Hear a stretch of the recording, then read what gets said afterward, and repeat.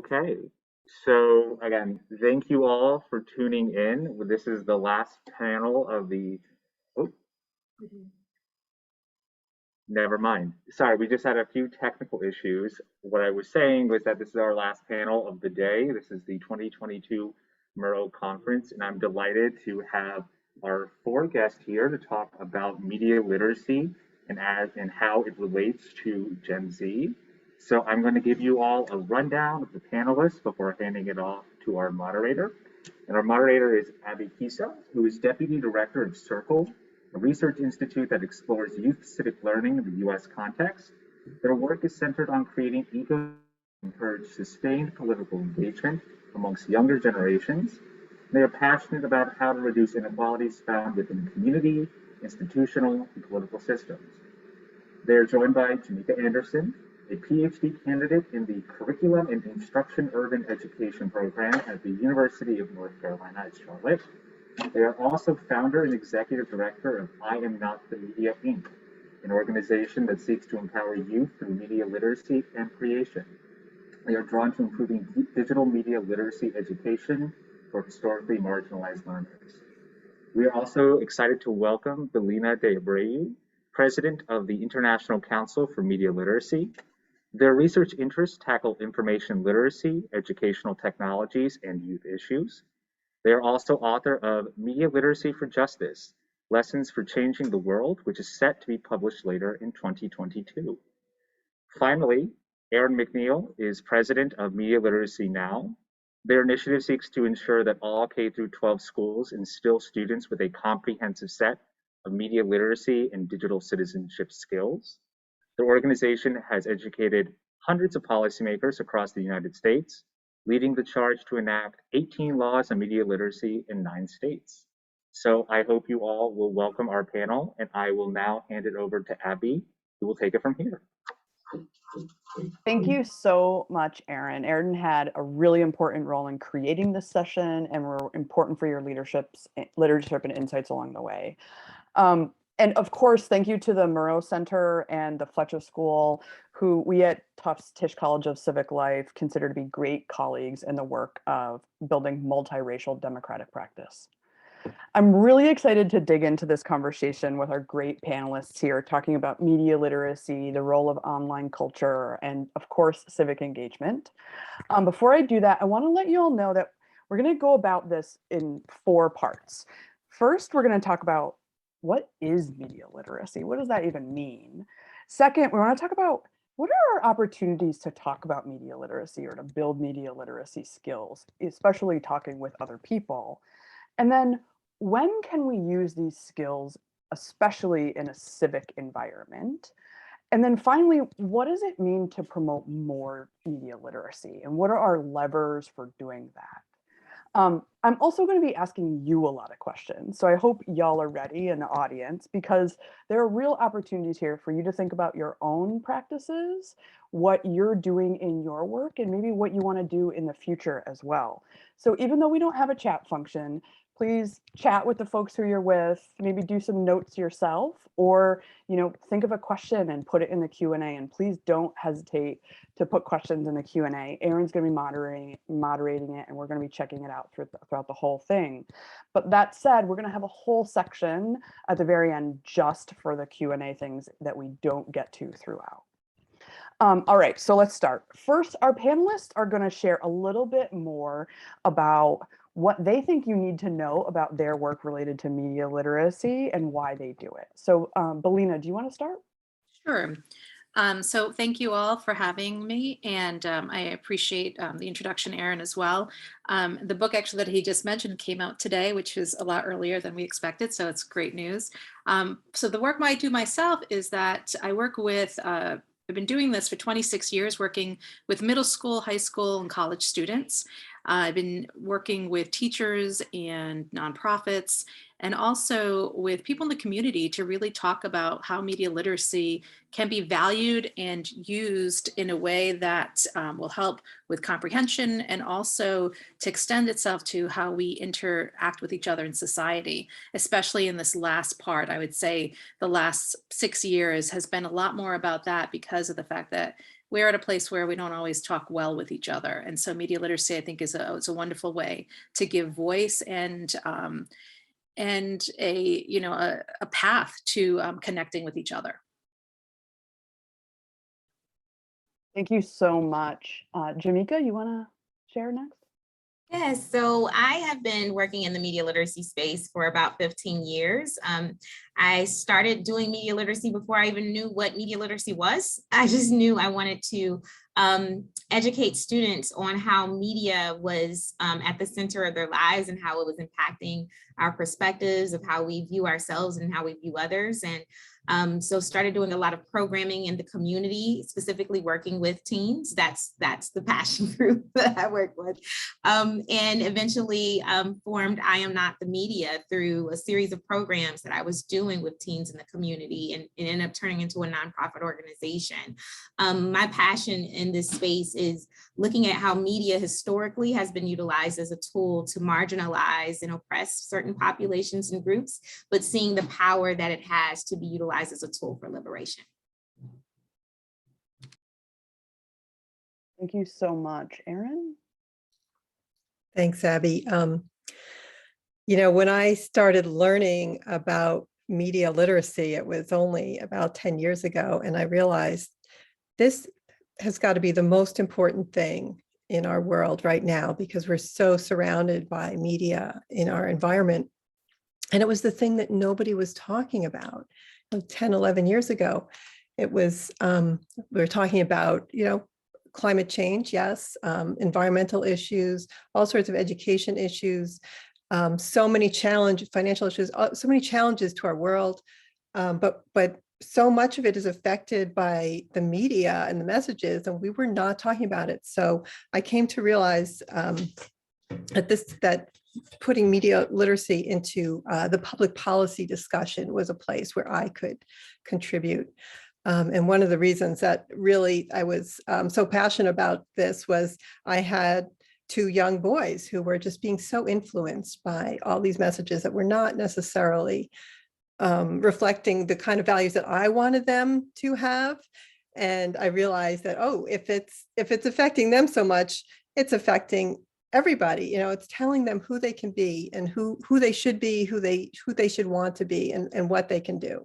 So those boys are now 22 and 25. So I guess they are, well, one of them's just past Gen Z, but they're essentially in that sort of cohort. So it's been very interesting to see the change from, you know, being young kids to adults. Thank you all so much. I think we've already just seen with your narratives how media literacy touches on so many parts of people's lives through systemic marginalization, liberatory practices, being a parent, being an educator. It's national, it's also local and global. So we have a lot to dig into. But before we do that, I think we'd be remiss if we didn't talk about what media literacy is. So, and I think we need to talk about what that means to us individually. So I want to start with you, Belinha. Our friends at NAMELY, the National Association for Media Literacy Education, have a definition that reads: the ability to access, analyze, evaluate, create, and act using all forms of communication. And this create and act part sort of suggests sort of a new changing kind of culture to be more participatory. And it seems like the idea and even the language of media literacy has iterated and changed over times, particularly with these create and act pieces. So I'd love if you could give us a brief overview for what's kind of old school in thinking about media literacy and what are new ways of thinking and talking about it. That's funny. When you were talking about that, I was thinking, you know, what is old becomes new and what is new becomes old. And I think the truth of the matter is that with media, the traditional media is the things that originated the discussions of media literacy, and that's still in place. But then the technology shifted and changed, and that has had huge implications on the work of media literacy education, because social media has become the primary connector for a lot of Gen Z. and frankly, almost all the generations, I would say. I think there's a misnomer to think that that doesn't exist within other spaces. It absolutely does, but it is used in a different way. And so I think the build on really became to think about how do we use media literacy education as skills of inquiry, and how do we get people to be reflective? And I know there's a lot of discussion about this critical literacy piece, which is a big part of the work of media literacy. But I always think of it as, how do we get people to become more reflective of the thinking that is out there, of the messaging that is out there, to understand how people view messaging differently, and understand how values and points of view are all a part of the messaging. So that, to be honest, has been true then and is still true now. So I would say probably the biggest shift is really the technology tools themselves, the media. Amazing. Thank you so much, Belinha. So as we start to dig into this further, the first question for all y'all out there is, what are some of the assumptions about young people, i.e., folks who are in Gen Z right now, or students, regarding online spaces that you don't appreciate or find productive? Or you can also share in the chat where you have been exposed to learning about media literacy, because one of the outstanding questions that we can talk about here is, who actually has access and exposure to media literacy education, and from whom? Because there are important questions of equity here. So turning to Jimmeka, some media literacy efforts have been a little bit top down. And what I wanted to kind of chat hear a little bit from you is, you've been working with teens so much, especially with a little bit with teens kind of creating and using media for advocacy. So what are some assumptions about young people that you maybe have found in the media literacy space that you don't find helpful, or what have, some of the young people that you work with maybe not found helpful? Well, I think that some of the assumptions that I have seen has been, one, of course, this term, the digital native term that exists, right? It has kind of created this stigma that students or Gen Z, or even younger, the new generation coming through after Gen Z, that they already know how to navigate online and in these online spaces. And that's a huge misconception. There's been a lot of research that has shown that just because you have access to digital technology and you're in these online spaces does not necessarily mean that you're equipped to know how to navigate online. You do not, it's skill building that has to take place. You have to know these skills. You have to learn the space. You got to learn how it works. And so that's a misconception that's really big. And I feel like even some educators or parents assume that their children know more about how to navigate in this space than they do. And that may very well may be true, but in many instances, they also need to learn how to analyze the content online. They need to learn how to find where credible information is in the online spaces. They need to learn how to communicate. They need to learn how to present themselves in a way online that is not going to be detrimental to them applying for college and understanding what a digital footprint is. So there's a lot of things that they have to learn that we cannot just assume that because they're the digital natives that it's going to come to them automatically. So I think that that's one of the things that has been really, really huge. And then additionally, I feel that youth in the Gen Z generation right now, they're kind of struggling with also when education is brought to them, that we're telling them what they should do and what they shouldn't do online, versus us actually learning in this space collaboratively together. So I know when I do media literacy with Gen Z, I want to talk about what they're doing and what they're exploring. And a lot of times I'm learning from them, and then I can lean in and give advice, and we can have discussions and learn together. And that's a big, huge piece about doing this work. It creates this very dialogic, collaborative space where everyone learns. So I think that those would be the misconceptions that I would like to share. Yeah. Thank you so much. And thank you, Jimmeka, for uplifting the misnomer as well that Belinha had previously brought up, that that online spaces are only really about young people, but actually there's all ages in online. And I also want to point out and make a plug, because Jimmeka also has a book coming out, and it's called Connecting with Teens in Urban Communities Through Media Literacy. And you'll hear a little bit about this kind of digital native misnomer as well in there. So please don't hesitate to check that out too. Okay, so Jimmeka started to talk about, listening to and having conversations with young people, and that is a jump off point to have conversations about media literacy. And so this has lots of angles, and what I want to turn to next is Erin, your experiences speaking with legislators and pushing for policy. What, in your experience, are the hooks for legislators and policymakers around media literacy? Why do they care about it?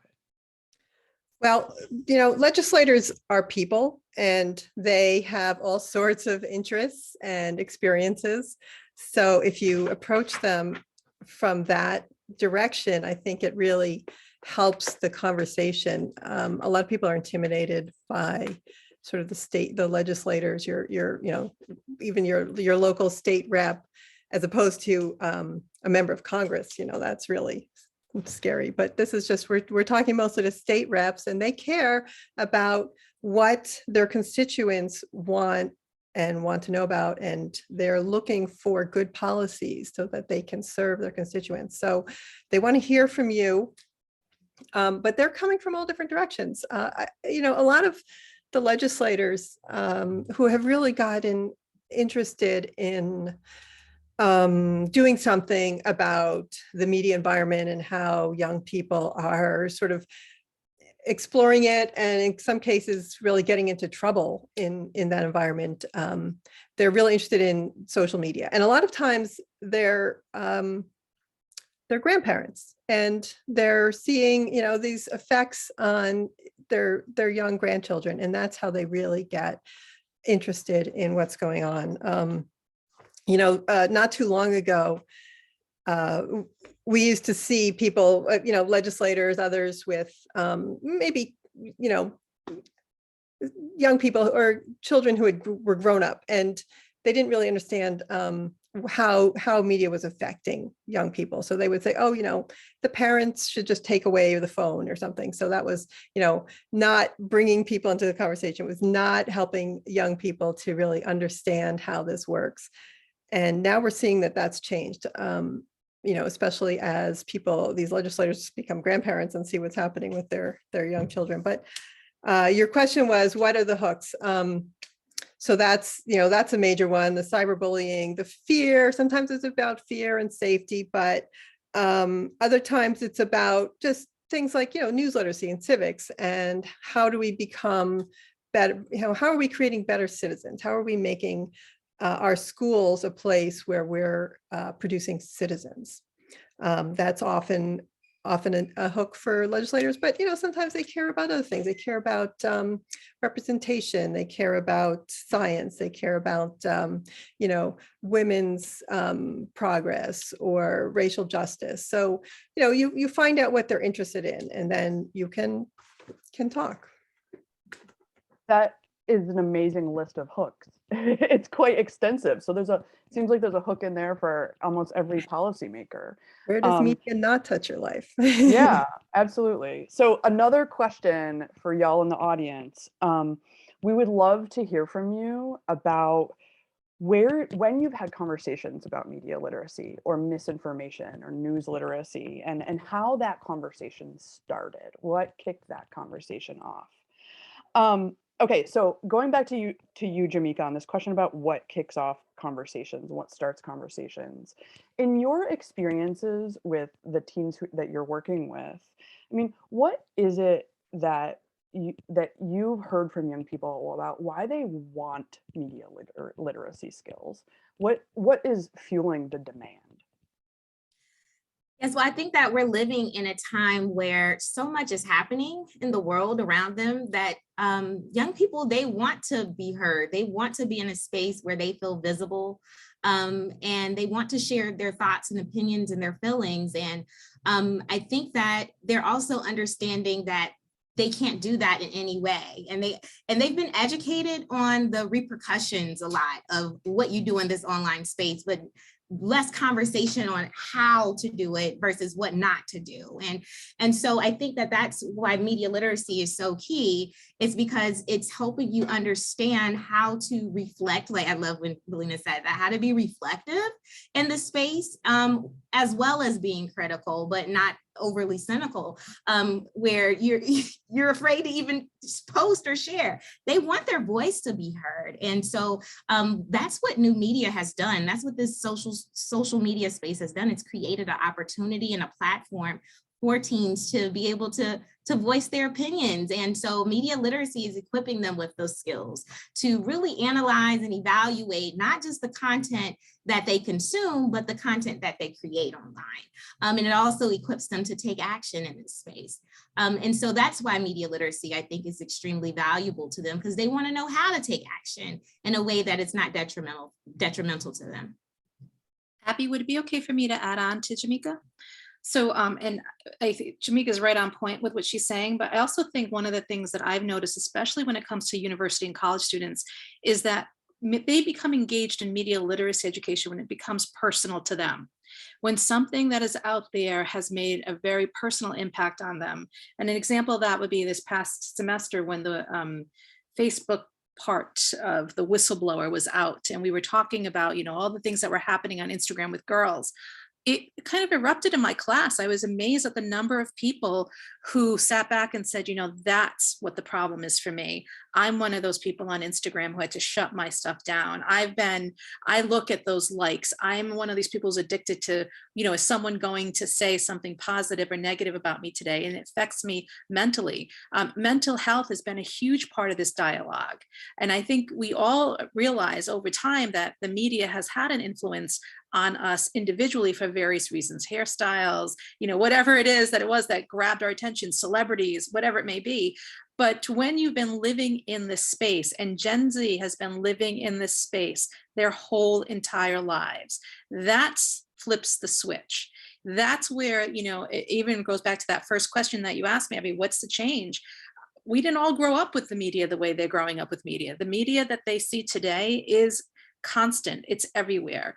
And very much what Jimmeka was saying about, you know, the digital space that they're in is the stuff that they know and what they don't know. And so unfortunately, it's what they don't know that's actually circled back and created this instability and uncertainty, which is where media literacy education has found a root in. I'm sorry, I got to jump in with Belinha. She gets me going. I think it's also very important for us to understand the reason why Gen Z is in this space too, because there's a reason why they keep coming to this space. There's a reason why I do, but specifically Gen Z. And I've recently been doing my dissertation with specifically looking at Black girls and their literacy practices in the Instagram space. And all of this was happening when the whistleblower and all of this, I'm like, oh gosh, I got to add this to my dissertation, right? But what I leaned in and what I gleaned from the research was that although there are a lot of pitfalls in this space, there are a lot.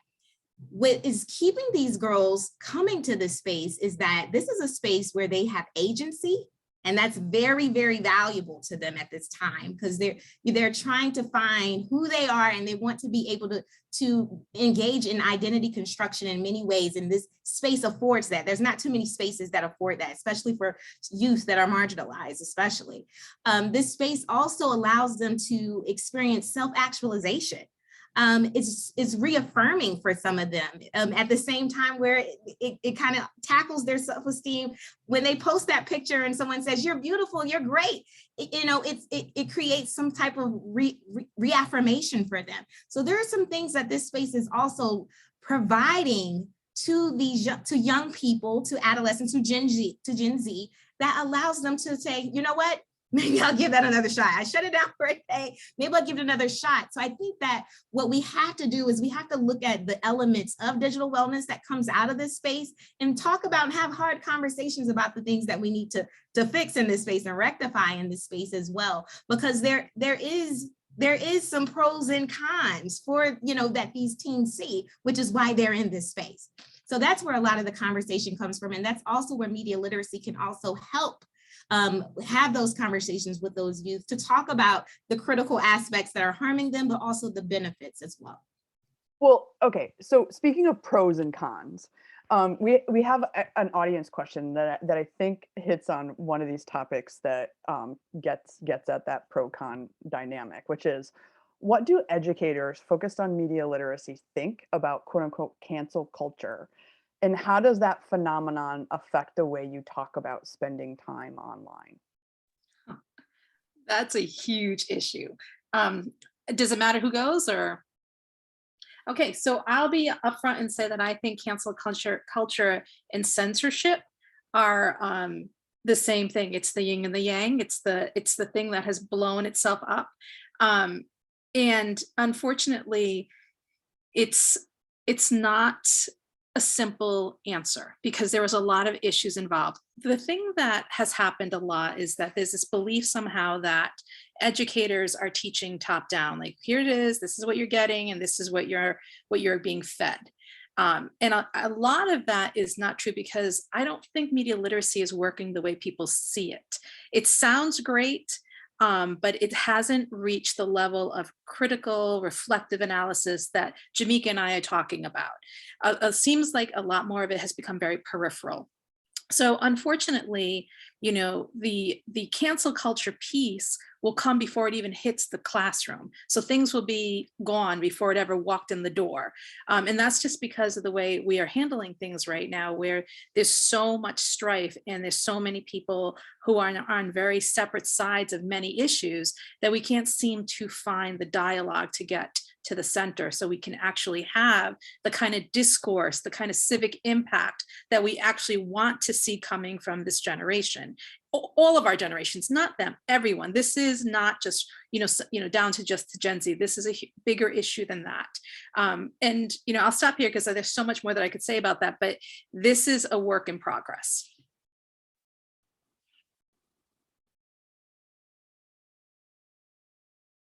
Anyone else on this audience question? Okay. Thank you so much for all the questions. Keep them coming. Amy has put a question in the chat, which is a great segue to my favorite topic, which is talking about civic and political engagement. So we've already talked about, even from the beginning, we've been talking about ways in which media literacy can be a tool for young people. So for certain purposes. Jimmeka has suggested for liberatory purposes, which I love. So let's dive a little bit into media literacy as a support for civic engagement and public service work, which is a Fletcher thing too.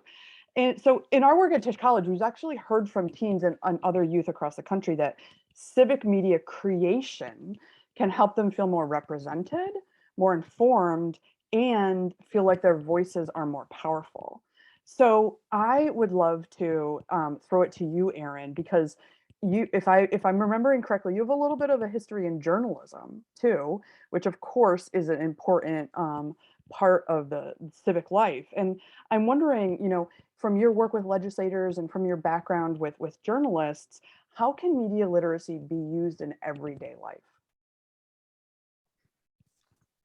Okay, that wasn't the question I was expecting.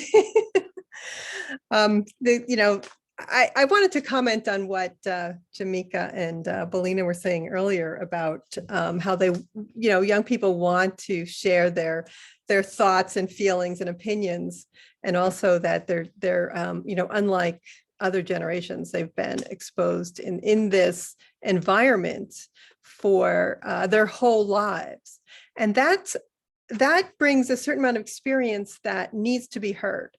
So policymakers need to hear from young people to understand the world that they're living in, because they have no idea. They cannot possibly comprehend that you've grown up on social media where there was Instagram and Facebook or whatever from the time you were born. And it's hard to imagine for those of us who didn't grow up in that environment, what it's like.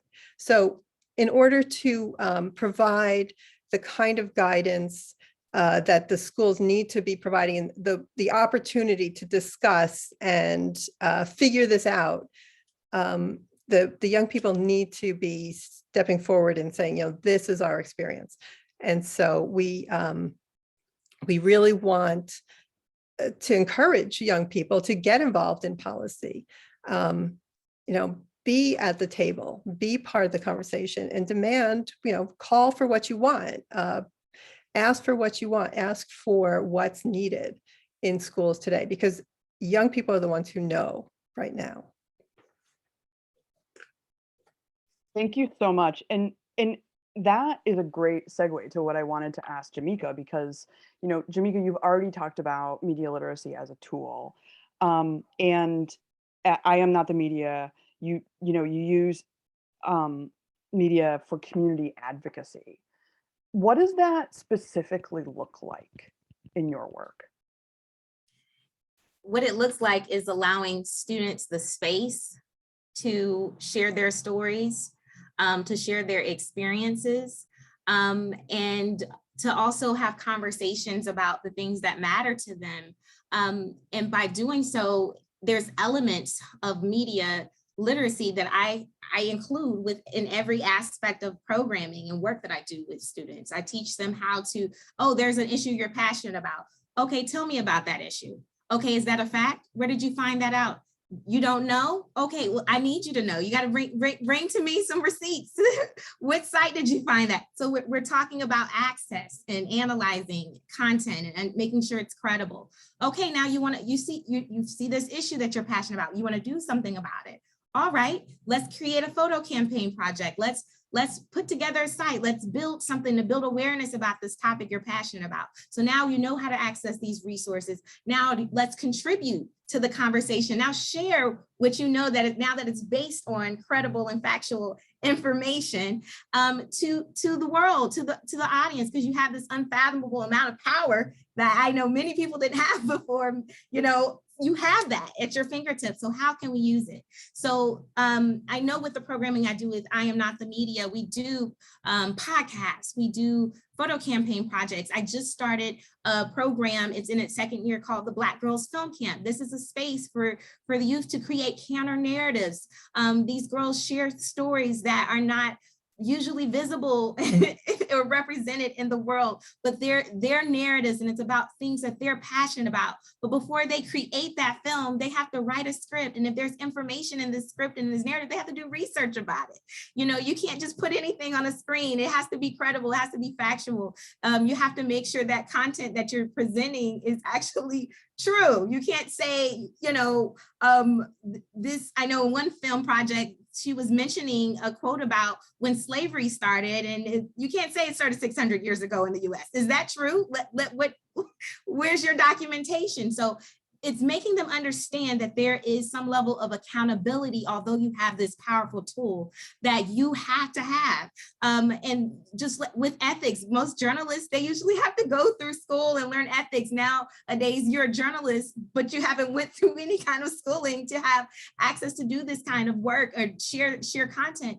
So I educate them to say, hey, you have this tool, you have the ability to create, but there's still some level of education and some effort and research you have to do. And this is a part of the media literacy process of what this entails, so that they are equipped to advocate and participate in this space. They now know how to do that in the right way. So that was a direct answer also to one of the questions that we've got about how can we promote media literacy for Gen Zs without seeming patronizing. And I think this real youth-centered approach on things that young people care about is one of those ways of doing that.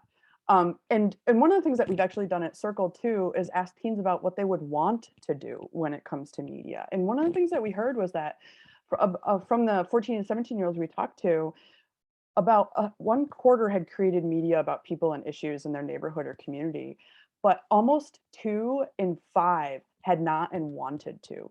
So this is actually something that young people want to do to a greater extent as well. Okay, so sorry, I Belinha. gotta add this too. What I have experienced, especially I did this Turn It Up teen radio program for many years in the library system. And of course, we allowed the students to do topics that they were passionate about. And what I've seen a lot is that they'll have a topic they're passionate about, but they have to do the research. And when you do the research, I need you to pull from different angles on this topic when you're covering it. And I always saw how those teens would come to me and say, Miss Jimmeka, did you know this? I didn't know this. And, you know, and I could see that their perspective sometimes kind of changed because they became more open-minded by me actually charging them to look up information from different sources, different perspectives, look at things from different lenses. And so I could see that light bulb happen. And that's the thing that I love when I do media literacy with students, is like when I can see the light bulb go off, where you can see the mind is working and they're looking at things in different angles.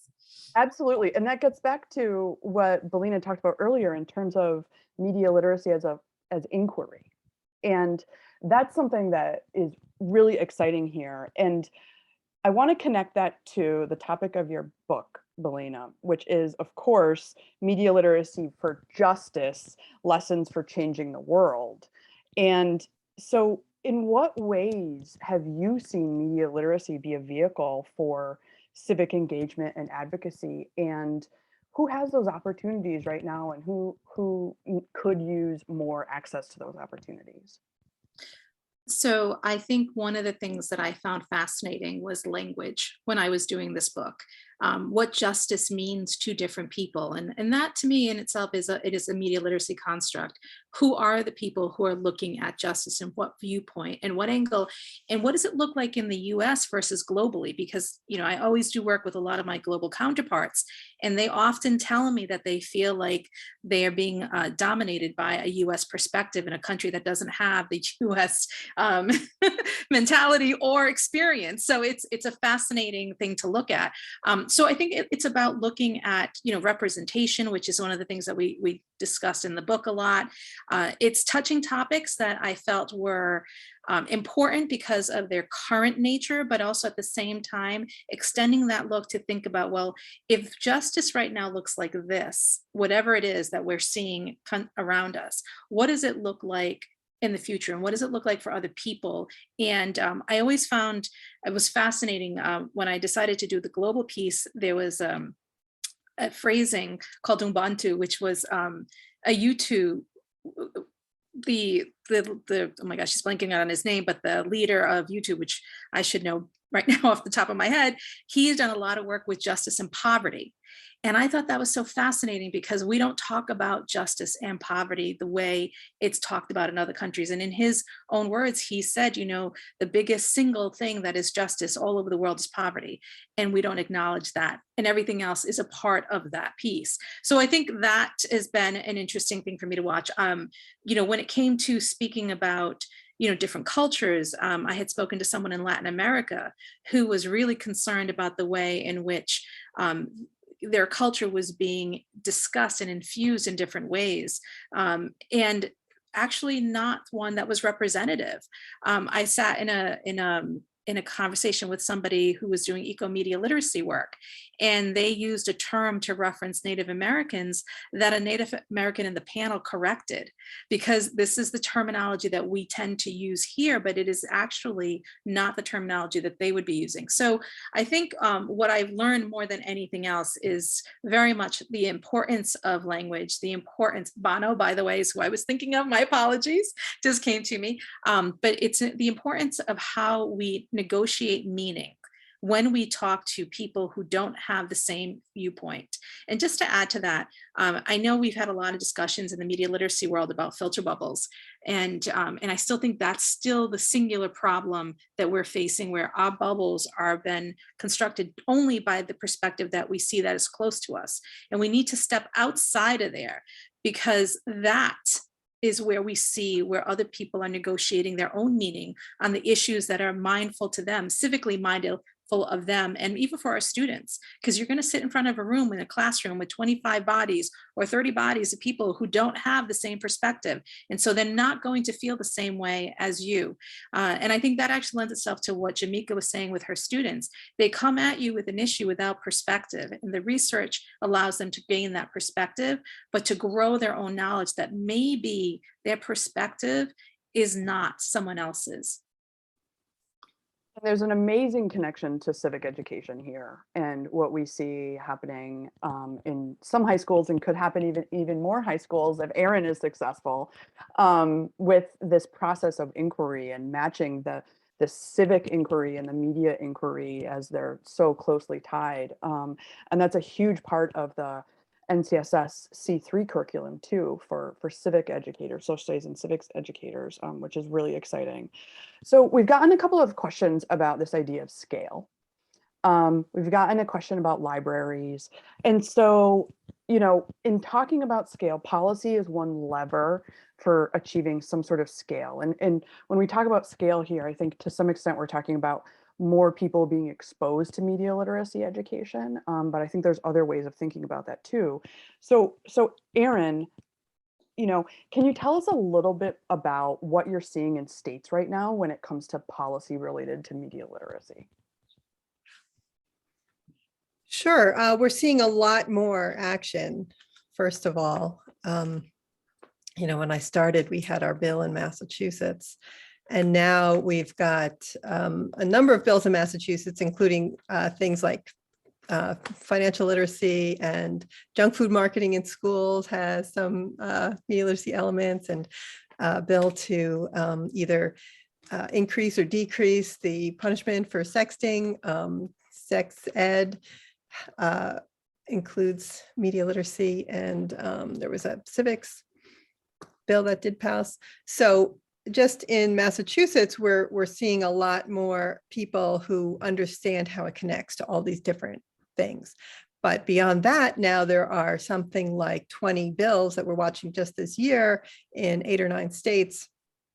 One of the trends that civics has been a trend for sure, and how that connects with media literacy, and the fact that you need media literacy really to have an effective civics education program. So that's one of the concepts that we've been pushing and encouraging. But one of the biggest trends is around social media literacy, which is not necessarily a really well-defined area. Certainly, not necessarily an academic field of study the way media literacy is, but I think people kind of intuitively know that, and certainly the legislators really care about this, because it's about the internet safety and cyberbullying and all that sort of thing. So that's how so many legislators are coming into this issue, so many policymakers, and trying to find ways to help schools and help students, help teens, often, as I said before, their own children and grandchildren facing all of these, tough new issues in this environment. So social media literacy is kind of the big trend for this year. How do we provide the guardrails and the guidelines, and how do we for students? And I think, going back to what we've discussed about student involvement, I think one of the important things going forward is making sure that these new programs include the students themselves, and talking to each other, and kind of figuring it out, making the rules, discussing how it should be done. It can't be just a top-down, this is how you should behave online kind of course. So that's, I think, one of the key issues that we're really going to be trying to drive home with the policymakers. That's fabulous. One of the things that has come up in our questions is this question of libraries and the role of libraries. Now, Jimmeka has already talked about libraries a little bit, and I know, Belinha, you and Jimmeka have some experience with this. Is there a role for libraries in this, and what does that look like when done well? Oh, 100%. In fact, I'm amazed when librarians aren't asked to sit at the table to have these discussions, because they work with the community, and media literacy is about community, and they reach every generation, not just one. So they're the perfect place to become, institutions, or even directives in this area of media literacy education, by offering classes, by offering opportunities, by engagement, by providing different things at different levels. Never mind the fact that they bring in people into the community to discuss a lot of the issues that we see out there currently. It's so important that the library is a part of the growth that we do. The American Library Association has offered funding and grant money for this over the course of the last several years. Jimmeka and I both served on a committee with them to work on how to engage with media literacy education. And this was for adult educators. So clearly this is an issue that we see as something that's not just of one generation. It's something that is needed for all. There also, when we talk about communities and we talk about civic spaces, the library is the one civic space that is free to all. Anyone from anywhere can go and use that space. If you're looking for a job, if you're doing something with your children, if you're a young mother, if you're trying to build a community, everyone is there. And I think that is what makes it so unique and why it's a great place and an opportunity. And I know Jimmeka can definitely add on to this for engaging youth, adults, everyone. Yes, I would love to add on, Belinha. I also want to highlight Abby was a part of that too, the adult media literacy in libraries with adult audiences. But I would definitely say that media, I agree with everything Belinha just shared, but I know from my experience with being in the library and now no longer with the library, but working with libraries, that I have had conversation with some libraries, and it also ties into one of the other questions I saw on the screen, that there has been some pushback with certain libraries because of the perspective of media literacy as being politicized and political. And so I'm gonna give you my first honest answer, and the second, the answer I actually give the librarians. My honest answer is education. Scholar Jeff Sher always says this, education has always been political. It's been utilized for assimilation, especially with marginalized populations, Blacks, kids, it's always been political. Media has always been political. But the answer that I tell the librarians is, go at it at a different angle. Go at it from the cybersecurity stance. If you want to have conversations about misinformation, disinformation, connect it to it being a security, a safety component to teach safety skills, to equip students with how to learn the skills needed to navigate online. So look at it from different angles that you feel that you could get the support from library staff, administration to do this work, because it's very essential and it's necessary at this time. And also just to add, just the research piece, my goodness, if there's not a place that doesn't have sources from all sorts of places, this is the place that has it. And so without anything else, if you're worried about the politicizing of things, which just to go back also to that question, because this is a problem with civics education right now, is that in schools, people are worried that it's going to be politicized. The reality is you can have a conversation with someone and not make it politicized. It's not, I think this is where things get political and politicized are two very different things. Yes, education is political, but you don't have to politicize it. And so is that true of everything else. You can have discourse. It's a matter of how you do it. And I do think it takes training. I don't think that every person, every librarian, every teacher, everyone is ready to have those kinds of conversations. That is a whole other level of training that needs to happen. And that is, I think, of any grant, of any funding, and anything that policymakers are going to do, they need to provide funding so that we can have those kinds of trainings. Because it is true, you don't want every person who has, just because you have a degree in it doesn't mean that you should be teaching it either. Erin, is that something that happens? Are state legislators, including some funds with some of these policies and conversations about media literacy and education? Some funding? Yeah. Does that happen? Yes, it's starting to happen, and that's really great to see. Washington State has been leading the way with providing some grants for schools and school districts that want to implement media literacy programs or create curriculum. Okay. They recently set a 10-year plan for funding, which is fantastic. They really made a commitment, and then they actually funded a staff person in their school department. So that's a huge step. There's going to be somebody there who's paying attention to this every single day. We're seeing some other funding in New Mexico provided funding, but then it went away. So, it comes and goes based on whether they have extra money or whether they perceive that they have extra money, because this is sometimes considered something extra.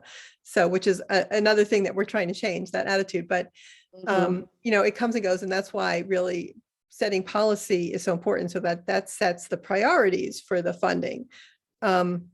But, we haven't seen a lot of funding. That's the problem. I just noticed that California also now has a grant program that they're working to pass this year. It looks a lot like Washington State's grant program. But this is something that, as it becomes more and more accepted that media literacy is an essential part of K-12 education, then we start to see the funding. Before people accept that it's even important or needs to be done and is not maybe an extra that can be cut when we run out of funding, when it's seen as like, this is English, math, media literacy, it's a key part of the curriculum, we'll start to see either new funding or just a shift in priorities as far as what we're spending our money on. So one of these things, so we've talked about schools, we've talked about libraries, and in our work at Circle, those are a couple of public institutions, civic institutions, that are critical to making sure that opportunities for learning are equitable.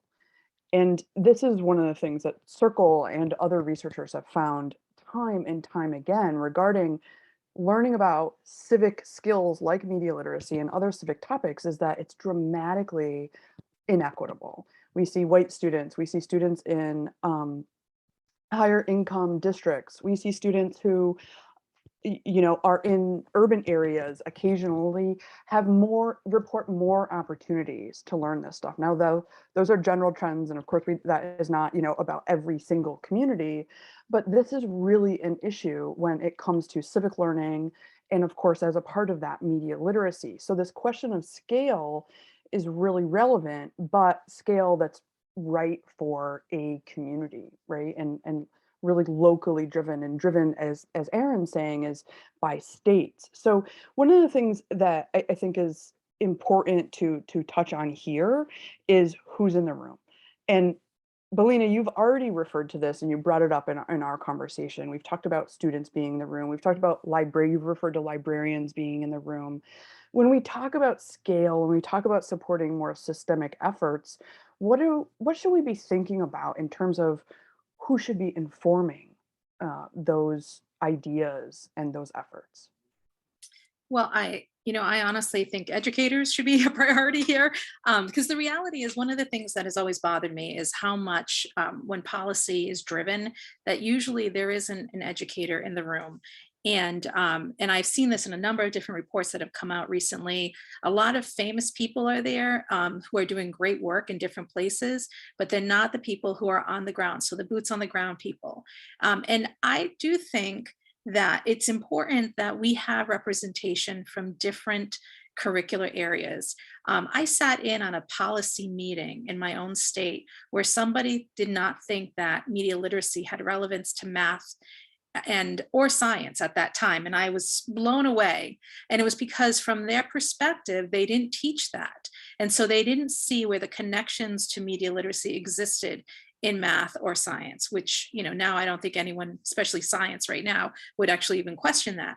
But you have to have people who are going to be at different levels and who are actually engaged in the classroom, who are seeing things, because we don't address certain things. Like, we put out policy, but we don't address the fact that, maybe a special education class needs a different type of formula for it to work. Or how do we address curriculum that might need to go to English language learners who've had a different perspective because their country's civic piece is completely different from ours. I think a lot of it is in some ways relative to the community as well, but that also brings about the issue that sometimes when we think of community, we don't think about the individual educator and the the consideration of who they see in a classroom on an everyday basis. The pandemic, look at what's happening with us right now. We're talking about a lot of things. And I noticed a question up here on CRT, and we had a question earlier about some of the other issues that we're facing. And yet I can tell you from being in schools, we're not dealing with any of those issues because we're dealing with mental health issues right now in the classroom. So it sounds great, and the media hypes it up in a way that I think is completely disingenuous, and unfortunately really has put another spin on what is actually happening in schools. But I do believe that that's the core of it. And parents should be involved. And they should be involved because there's going to be conversations that extend from teaching media literacy education. And so there should be opportunities to have those discussions. There should be other community members. If you are in a community that has a different political system. And what I mean by that is, some towns are mayors and some people are first selectmen, and you might not even know that if you've never stepped out of your town. And so that's a part of it. Like, people who are actually in civic life should be a part of the discussions that we're having when it comes to media literacy. Honestly, it shouldn't be that it's being done by people who don't see a classroom every day and don't understand what's happening to engage a student. So this is a great moment to sort of ask another question of the audience. So feel free to put this in the chat or just think about it to yourself. But, Belinha mentioned a lot of different disciplines, and the folks at Fletcher, the folks at Tufts are going into a lot of different spaces, via human rights, international development, a whole range of different things. But how do you see media literacy as connecting to your work? Or, what is your reaction to the calls for building media literacy through international development work, for example? So while you're chewing on that, Erin, one of the things that you mentioned in our prep conversation is that you've had some young people occasionally be a part of your advocacy work for media literacy on the state level. What has that looked like, and how do students and young people get involved? Well, students and young people should definitely be involved, and they can be involved. As we're talking about who should be, at the table, and that they definitely should be there. We see that when the students show up at, say, a hearing in a state house, the legislators who are up there on their dais, their like a little raised platform, they're riveted. They really want to hear from young people. It really makes a difference. This is happening in your school, and you care about this enough to actually show up at a hearing and say, we need this. This is really important. It really kind of helps them to throw away their preconceived notions about maybe what it is, and that it's one more thing added to the plate, and realize, oh, this is serious. This is really meaningful. These kids have actually shown up and talked to us, and they understand that they're intimidating, and that it takes a lot for a teenager, an 18-year-old to come and speak publicly about what they want and need from their education. So we really encourage that. Now, also, you don't have to show up at a hearing in the State House. Policymakers are at every level. You can show up at the school board meeting. That school board meeting is open to the community, and you are part of the community. So show up at the school board meeting, whatever the policymaking board is in your town, your city. Just start where you are. Talk to your high school, talk to your principal, your teachers. What are you planning to do about media literacy in my classroom? How are you teaching my younger siblings to deal with Instagram, in their everyday life? What is your plan? That's what young people can be bringing up with policymakers at all levels. Thank you so much. And thank you for bringing up school boards, because that is a great segue to one of these audience questions about this current conversation where people are alleging that schools are teaching critical race theory. The audience question is, does it seem to you that media literacy in public schools may be the next target of that sort of organizing? against what educators are doing in schools or allegedly doing in schools. Yeah, I think we've seen it already. There was a debate in Colorado when when they were passing their bill there about this concern about what this really is, and whether it's cancel culture, whether it's telling kids what they should believe, whether it's imposing some kind of ideology. And this has been happening at the school board level, but that's not something that we've really been able to monitor because, of course, it's all over the country. But you're hearing about this kind of conversation that's turning into not a conversation. It's just dissension. So yeah, we have to figure out how we can bring it back and make it into a conversation, and kind of bring down the heat a little bit. I'm not sure exactly how to do that, but maybe we can talk about it right now. Belinha and Jimmeka, have you ever seen pushback on media literacy? I mean, Belinha, you've been working on this around the globe. Is this something that already gets existing pushback? I've heard a little bit of it myself. So it's interesting because I feel like I've gotten that question a lot more in the last year than ever before. I think that it has a lot to do with, once again, the training piece.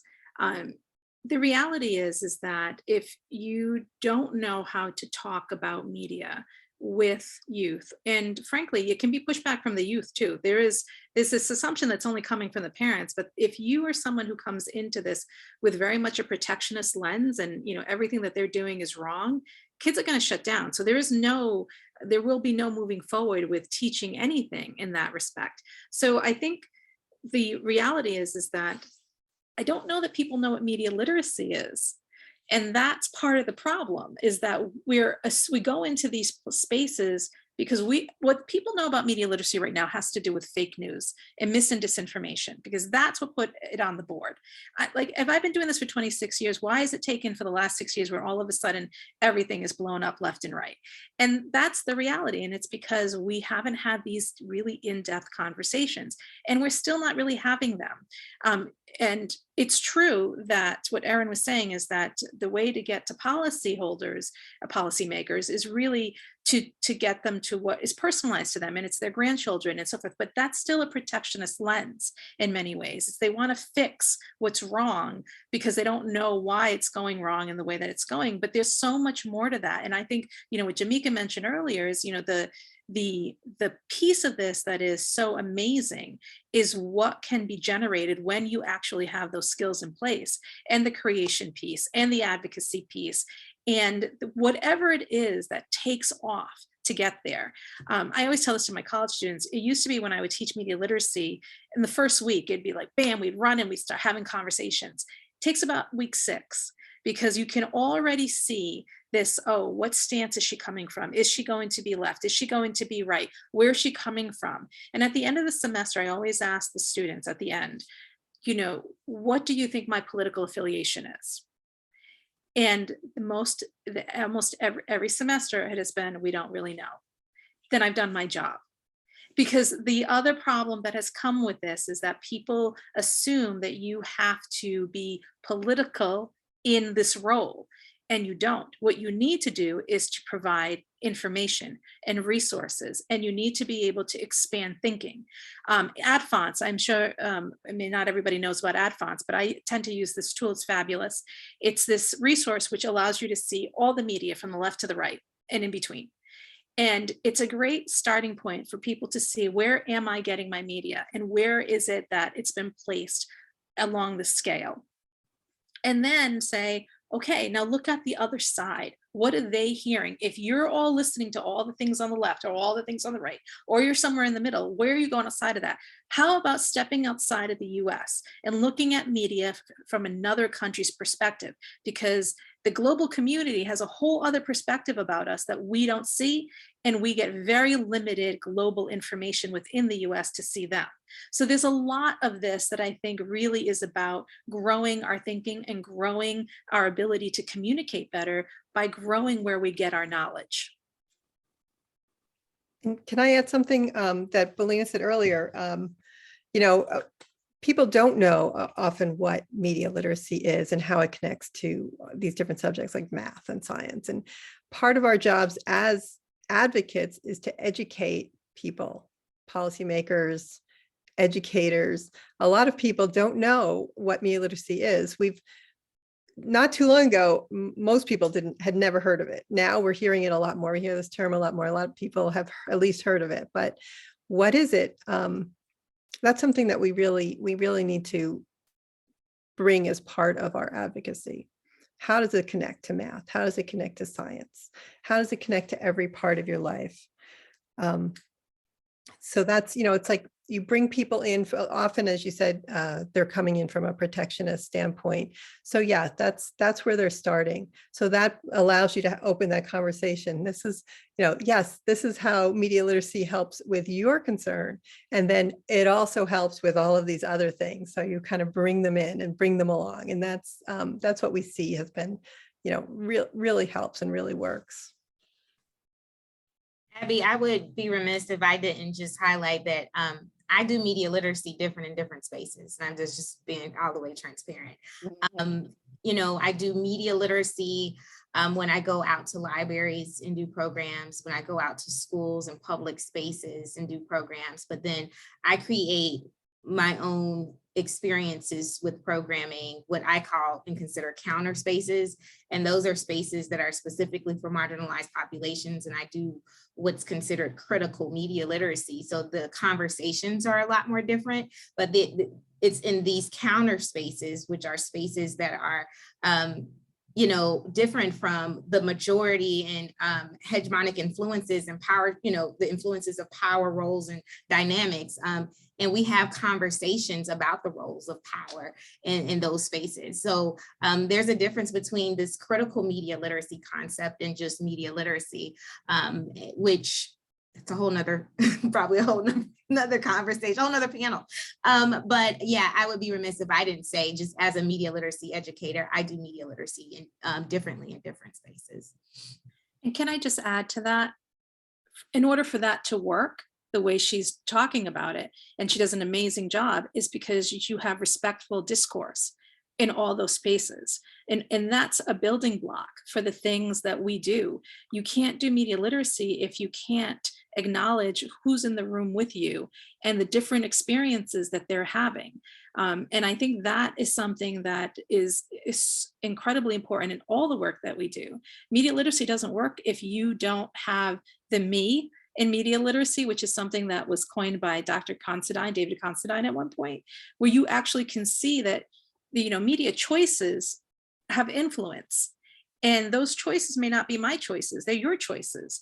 And there's a reason why you love them. There's a reason why kids like what they like, and maybe, I don't like it, but I can learn to appreciate it. That's, and I can have a dialogue with a student about it because that's a part of them. I think too often because of this, they go, well, I don't like that. Well, there's a reason why they do. So let's figure out what that is and maybe find a bridge so that we can have these dialogues. Thanks so much. I leave out, as long as I leave out of that space and I've equipped them with the tools to think more, to be more active as they engage with media and thinking. There's certain conversations I feel like I don't have to have. I've empowered them to think through those beyond touching on other topics. Yes, it seems like there's some core kind of things coming together that we keep coming back to: inquiry, critical thinking, and Belinha said media literacy is about community. So thinking about others at the same time, thinking about a little bit more than an individual level. We've gotten a lot of questions. We've addressed a whole bunch of them. There's a couple of them that I would love to come back to. And one of them is around, if young people are creating media to put online, what does that young person maybe need to be prepared for, right? We've talked about creation a whole lot. But is there a process that goes along with creation that y'all think is necessary, since we do see trolling, both gendered, racialized, whole bunch of other ways too. Is that a necessary part of this too, or do young folks know about that and are kind of ready for things as it is?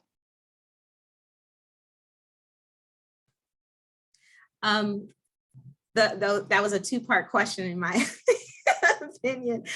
When youth create media online, I think I kind of briefly touched about this earlier. I want them to think through the same components that I want them to think through when they're consuming the media. I want them to think through, okay, who is the target of this, what you're creating? What is the message? Is there a hidden message in the content that you're creating? What perspectives, whose perspectives? Is it your perspectives or is it another's perspectives? I want them to think through the same questions, core questions that I would challenge them to think through if they were on the consuming end, so that they are more critical with the content that they're creating and understanding that this piece of media that you're constructing, once you put it out there to the world, it's going to touch other people and they're going to consume it. And how is it going to impact them? How does these representations that you create, how are they going to impact others? And so those are the type of conversations that I have with students when we're talking about doing media literacy and the creation aspect of media literacy. As far as thinking about trolls,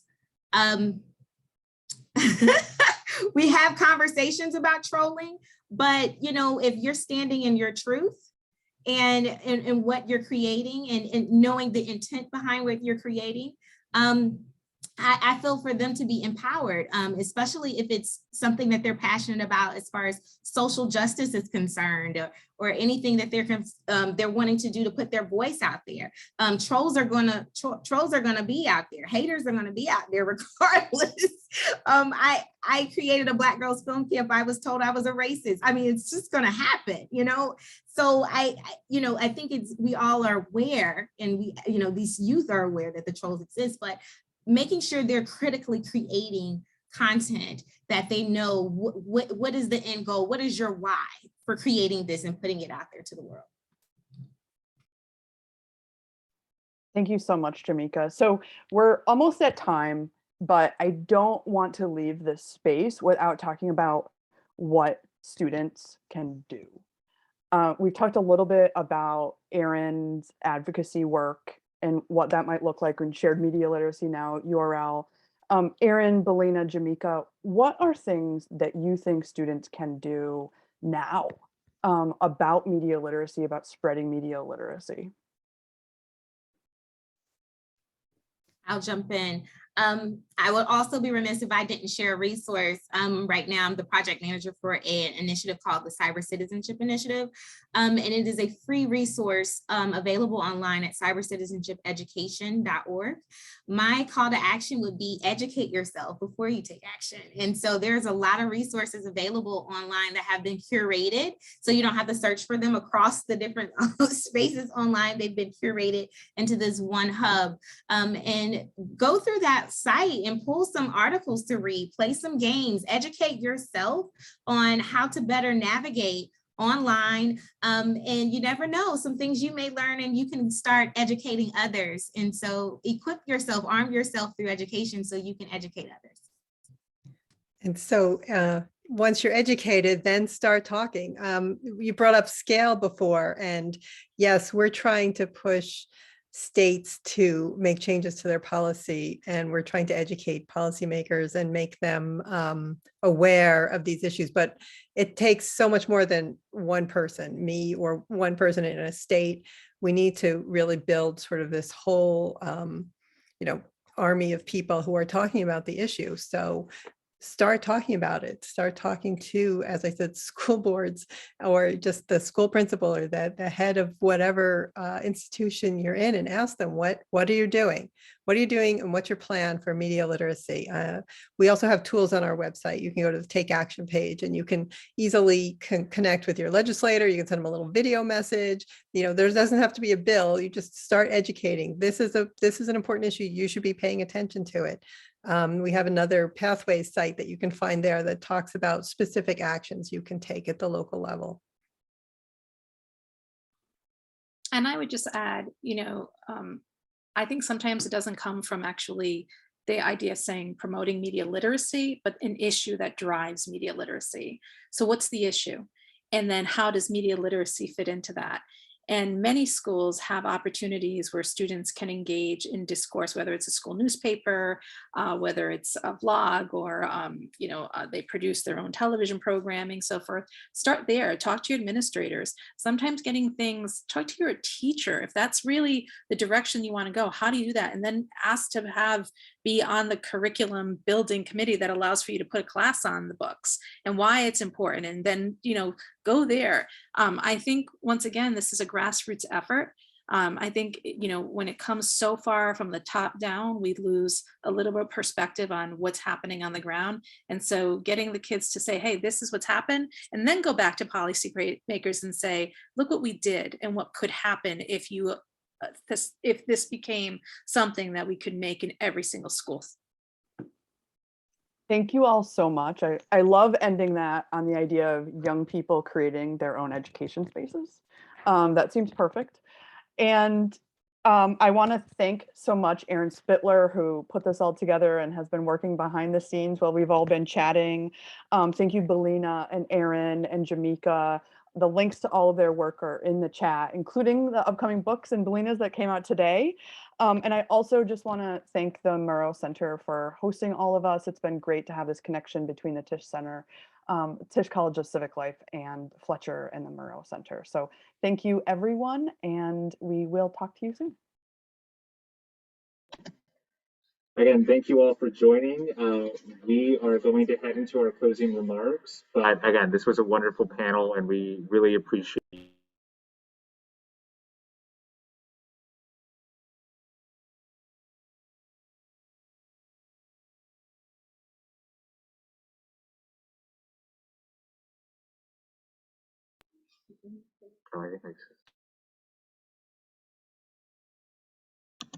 All right, so we are going to go ahead into our keynote, or excuse me, our closing remarks.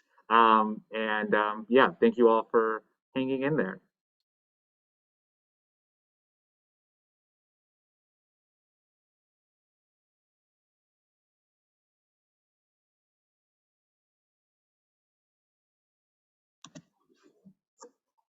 Well, that was a great way to end this day. We started the day talking a little bit about questions of media literacy and young people. We ended the day really focusing on it in great depth and passed through just fascinating panels. I think this has been a great contribution to the field, to understanding among Fletcher students and all those who have been participating and listening in on this.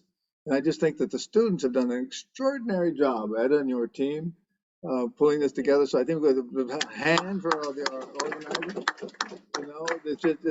This was just been so fascinating what you guys have done. So important, wonderful speakers. We'll post all this online. We'll keep it there, and we hope we can keep the dialogue going. So it's been a long day for everyone. Thank you very much for participating, and we look forward to staying in touch. Bye.